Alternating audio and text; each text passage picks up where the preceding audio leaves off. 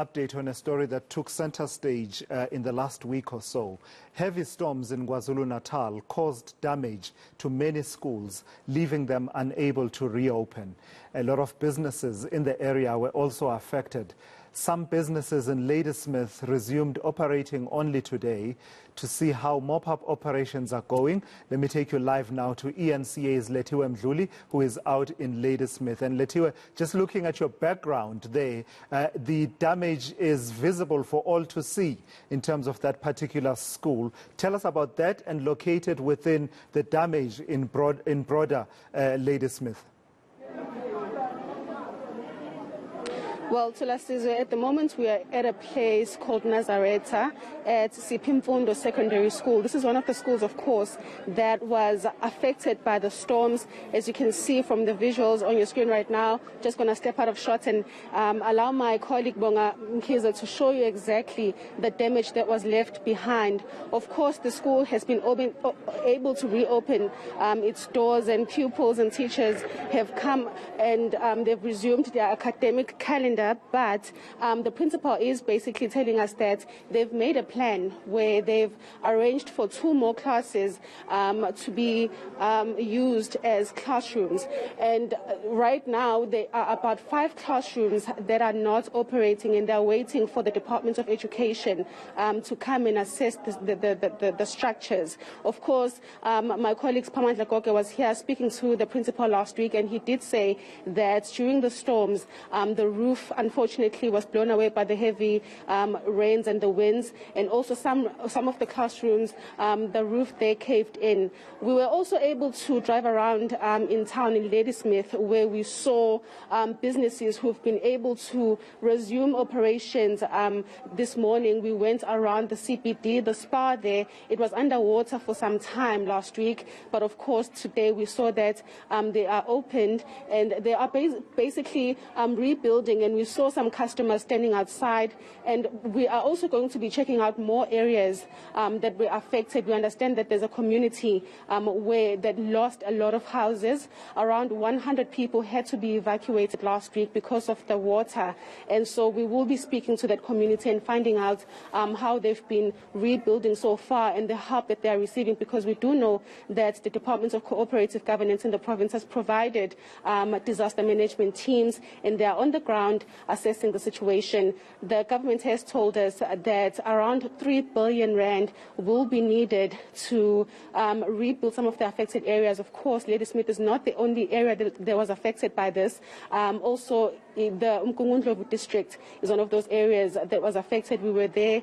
with government last week. Some schools were not able to reopen, and of course some farmers were affected by the storms. So the government is currently trying to assess the situation and make sure that they are providing those affected communities with the much needed help that they need. But here in Mfundo, the principal is telling us that they are back in class. A lot of pupils are back in class, and they've made plans. And we understand that the MEC for Education tomorrow will be here in the Uthugela district to assess more schools and to find out exactly what kind of help they need in terms of the infrastructure and also the money. And I understand that they'll be doing more assessments to figure out how much the damage goes. And of course, they'll be making more assessments to just basically find out the money that is needed to rebuild these schools. And we understand here in Ladysmith, it's about schools, 6 schools that were affected by this. So we will be hearing from the MEC tomorrow exactly the plan that they have. Yeah, and Lethiwe, I think what you just showed us a few moments ago was quite dramatic, standing inside that classroom whose roof has been blown off, and you are inside there. Ordinarily by now at this hour it should be abuzz with pupils sitting there and studying, and this whole exposure to the sun while you are inside a room is just one of those really dramatic ways of showcasing what you are telling us about the damage to that infrastructure in that school. But as far as that school is concerned, and the others that are affected by the storm in Ladysmith, what do we know about operations? You've said that that school is operating. Take me through the plan again. How exactly